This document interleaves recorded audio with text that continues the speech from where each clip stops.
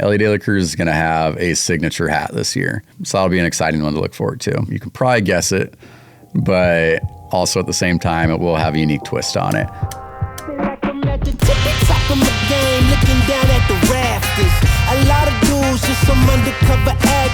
Welcome to episode 6 of the Absolutely Ridiculous Show. Today we're going to cover how our glove loop came to be, our youth gloves, and then also the Resurrection glove rundown.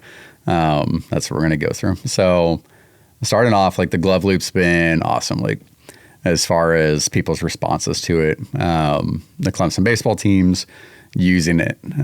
We've sold tens of thousands of glove loops since its release last fall. I believe it was last fall, or has it been a year now? I think it was last fall we rolled these out, which is crazy.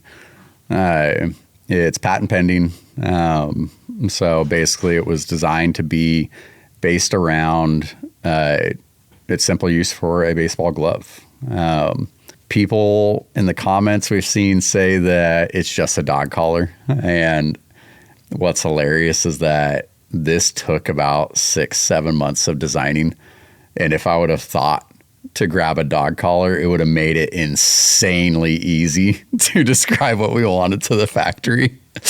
But instead it was like trying to create this thing that I thought was just from the abyss. Because in my head, I was solely focused on nothing but like a baseball glove. And if I would have thought dog collar, the factory would have nailed it probably in like 2-3 months, and we would have been on with our way. It would have rolled out last summer. But I'm glad that I didn't at the same time, because some of the goal with it was, when we're walking with the glove, how does it not damage the glove? What type of material needs to be used to not rub on the welting, so the edges of the wrist strap, to not damage the fur that's on the inside of the wrist strap. It was all built with that main intent to not damage the wrist strap, but to still allow you to put it on the outside of your bag. And there was 2 reasons of why I wanted to have it on the outside of the bag. Reason number 1 is because it's an absolute cardinal sin for an infielder to put your glove inside of a bag. It'll crush the pocket. It'll crush the form. It softens the leather quicker.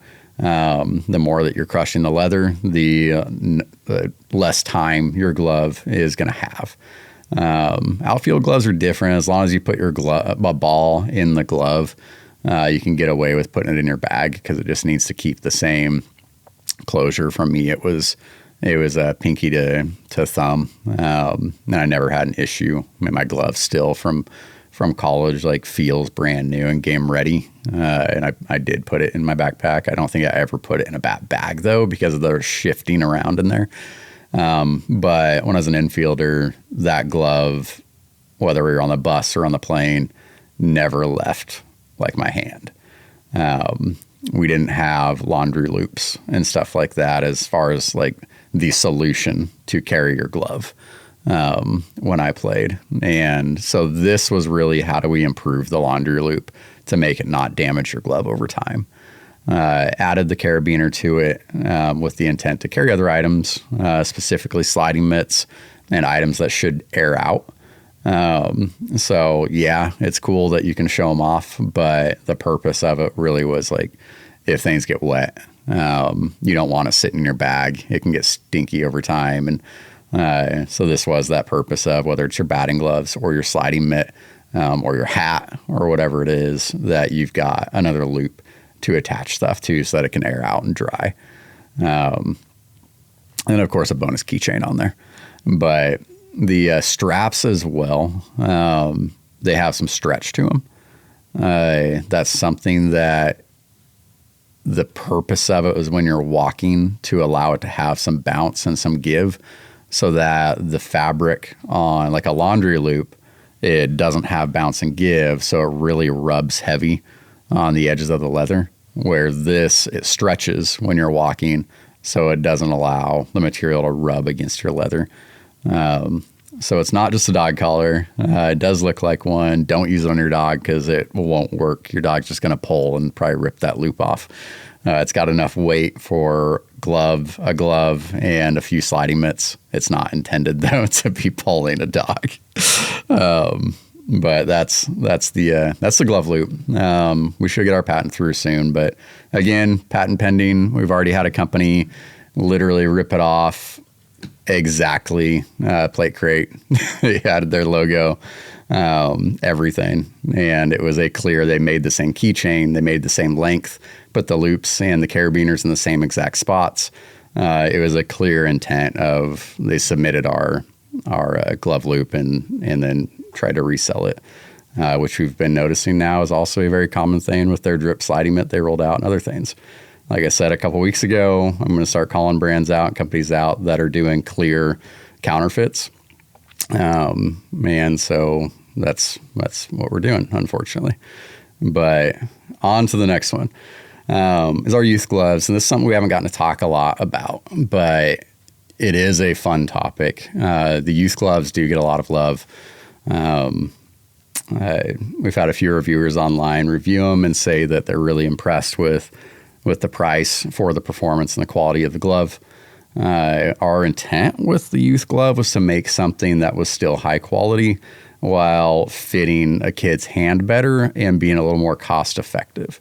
What we weren't going to do was become so cost effective that the quality didn't match the brand anymore. So it was a little tough of a balance of how do we keep good leather while lowering the quality, because the leather is actually what sets the price, like as far as the price base. And then the amount of decor as far as leather cutouts goes, that's where then the price continues to bump up. So that's why like our regular gloves are priced more than our youth. But the leather that's used on the youth gloves they're not a Japanese kip. They're a steer hide. And so it's just a lower quality leather. It's a softer leather that won't last as long. But for a 8, 9, 10, 11-year-old kid, they don't need a Pro Preferred. They don't need a Heart of the Hide. They don't need one of our rare edition adult gloves. They don't need one of our $375 gloves. The youth model is the perfect model for that age group. It's got a soft gel-like palm padding so that your fingers can continue to grow into the glove. And I mean, it feels great on my hand, but it also feels good on a kid's hand. Just to give you an example of like how the gel kind of padding like flexes around the hand to allow it to fit more hand sizes. It also breaks in a lot quicker. That kind of depends on like your hand strength as far as getting it straight out of the box and using it. I would say most 8, 9, 10-year-olds are going to have to work it and break it in a little bit. But I mean, I'm talking about like maybe a couple hours compared to a few days of an adult glove that would take. So really like our youth gloves. We'll continue rolling out more models of that. And I believe we've also got catcher's gloves and first base gloves as well in the works that will be rolling out for kids too. So next we got the Resurrection glove rundown. This glove you saw on the cover of Ben Joyce's different poster. It's one that's been in the works for a very long time. And reason being was it was intended to release last Easter. And there was a lot of stuff that still wasn't ready come launch day with the original Resurrection collection. This being such a major part of the Resurrection collection didn't make sense to roll it out unless it was Easter weekend. What this represents is where the Resurrection collection being the white sliding mitt with the gold crosses and the red drip coming over it. The leg guard, the elbow guards are the same in that way. Those represented the cloth that was left behind in Jesus's tomb after he was resurrected, after being killed on the cross. The glove represents his time spent on the cross. And the purpose behind both designs was to blend the beauty and the horror. It was to bring together which is why there's roses stamped into the fingertips, and the drip on this glove represents the blood of Christ. The roses represent the beauty that comes from the blood that he shed. The wood is ingrained into this brown leather. The finger pad is the spear that pierced his ribs.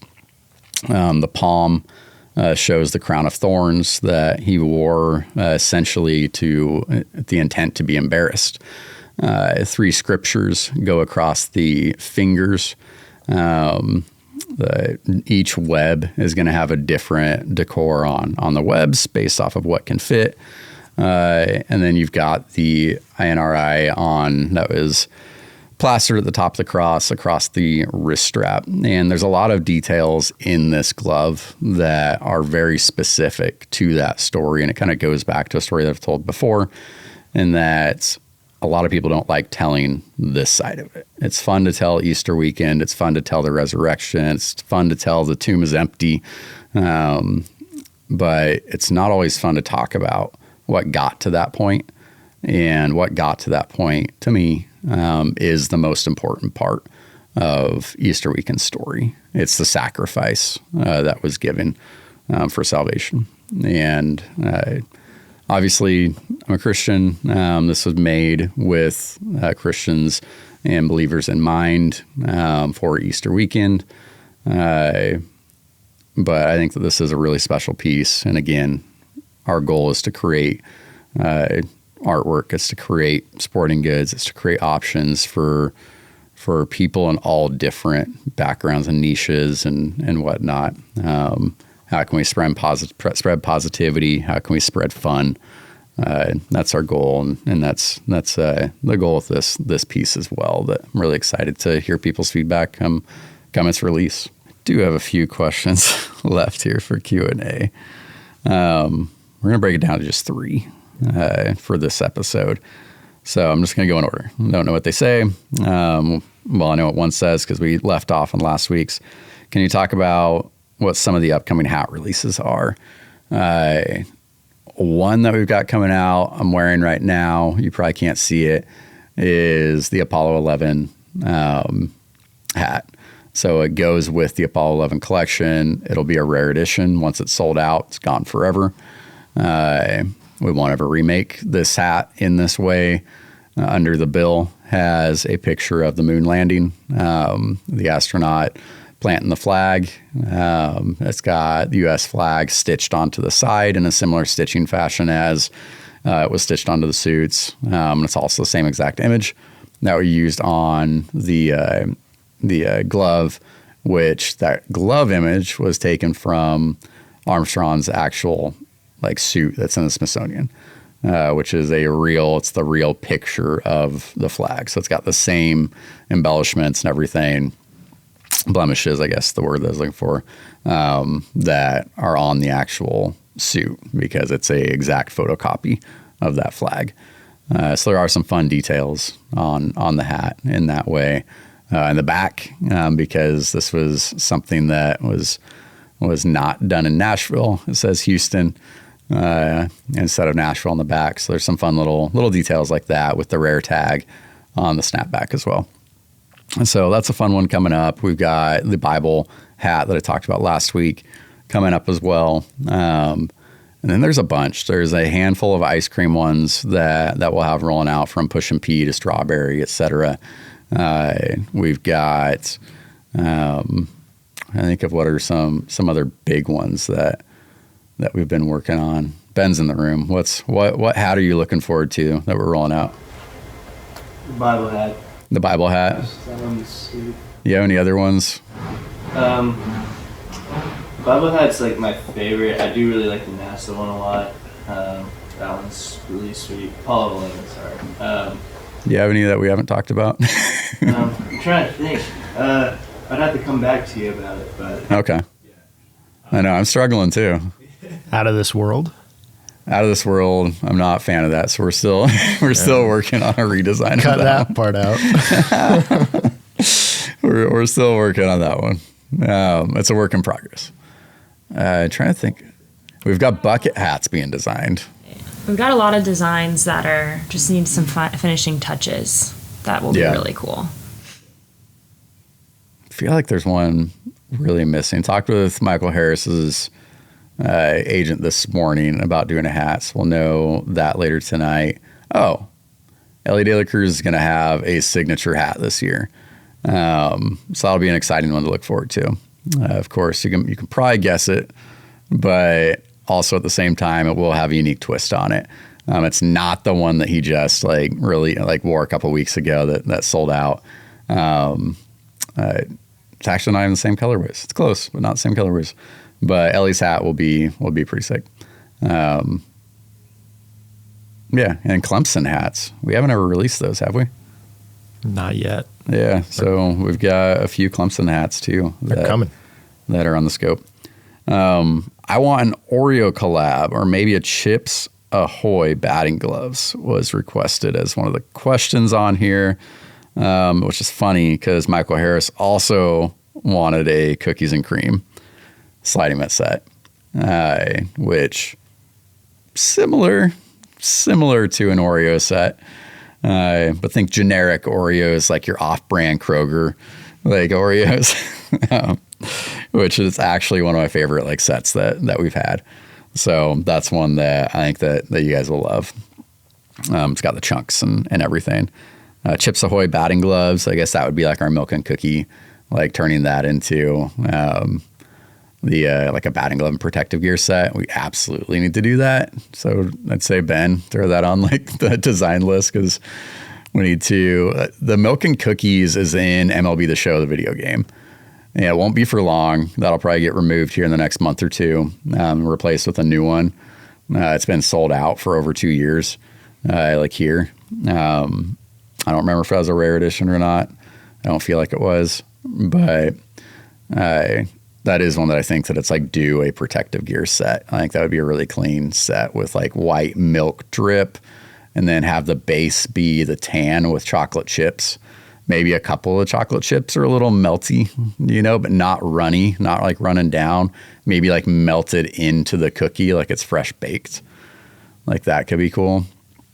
Then we need to do a fresh baked chocolate chip cookie scented balm to go with our milk and cookies gloves. And then I'm going to leave it up to Vinny on our team whether we want to bring back the milk and cookies glove or not. So all the pressure, if you want to hound him, that'll be on Vinny. And I'll do one more question. What is your inspiration to create and innovate? I feel like I answer this most every week, which is a really cool question. I appreciate you guys asking. I'm just trying to think of maybe if there's something that I haven't gotten to share about that. And inspiration's everywhere. I get inspiration from my team. I get inspiration from TV. I get inspiration from other artists. Get inspiration from past experiences. Sometimes I don't know where the inspiration came from, but I mean, that's one cool thing with art is everything is created off of being inspired from something, right? And the tough part is the balance of being inspired versus copying or mimicking. And so if you can do an original take on something that you're inspired by, that's where I think that you find success within art. I mean, our set was built with the intent to pay tribute to artists that I am inspired by. We've had art pieces that we've created from like the banana hat and the way that we marketed that was inspired by existing real art in the world, right? So I don't know. I find inspiration everywhere. Innovation, though, for me, comes from listening to our athletes and also what problems did I have when I played and how can I solve those? A lot of the stuff that we create.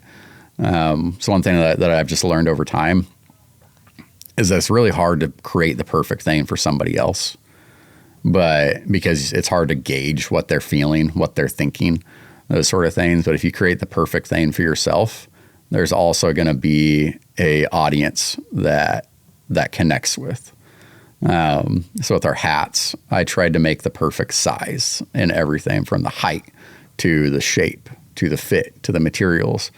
That was intended because I wear a hat like every day and I have since I was like 7 years old.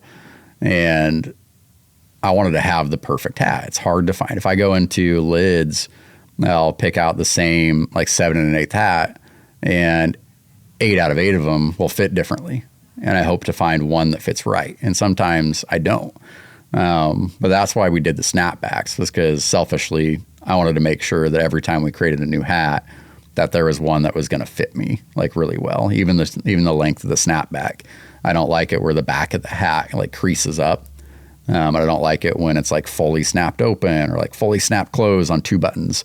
So I tried to create one where it could snap like with all the buttons in all the holes, and to not have it like scrunched up in the back, and have that fit my head the way that I would like it to. And so that's really like, I guess, how I design is, as far as innovation goes, is trying to solve a problem for myself first and not like being selfish with. I just realized that's the best way for me to create stuff that's quality, because then I can really like judge it, right? And I can really test it. And as we expand, like that's why I've started having like other people on our team as well, like testing stuff, like Ben going in and testing out buckles for our belts and that sort of stuff. Cause I really want to start like thinking about how we expand product categories and how we can really take into account more feedback, because we're about to roll into different sports like football and pickleball and basketball and other sports like that, which aren't in my area of expertise. And with football, we're going to have to rely on somebody else. Like I did play football in high school, but again, that's high school. I'm not going to try to be a high school superstar. And so I want to rely on NFL players. I want to rely on college players, people that did that for a living, that trained to be the best football players in the world. That's who I want, like focused on innovating that. For me, I spent pretty much my whole life trying to be one of the best baseball players in the world. And I think I made it far to where I felt satisfied, but I'm definitely not a major leaguer. And so that's why I think I can take like my experience through college and blend that with experience with Jazz and other players that we work with and create really cool blends. There has been stuff that we've made too that Jazz has been like, nah, I don't like that. And that's good feedback to have, because we need to know like, what do you guys like today, or how does that fit different compared to other products today? And so I don't know, that's how my mind works when trying to think of like new products to create or how to reimagine something in a different functionality. But yeah, we can stop there. Like those were plenty. But next week, we're going to make sure that we have a guest on, and it's been getting through spring training, planning for the summer. It's been tough to like dedicate the time to reaching out to people to have them on. But we're going to go forward with a new plan of trying to have every other week have a guest on, and then every other week be like a update, whether it's on the brand or big current events that have happened, and keep things fresh. And any feedback you'll have, keep it coming. Appreciate you tuning in. iTunes, Spotify, YouTube. You can give us a follow at Aria by X, or at my account, which is at Imagined by X. Any questions, all that sort of stuff. But we'll see you next week.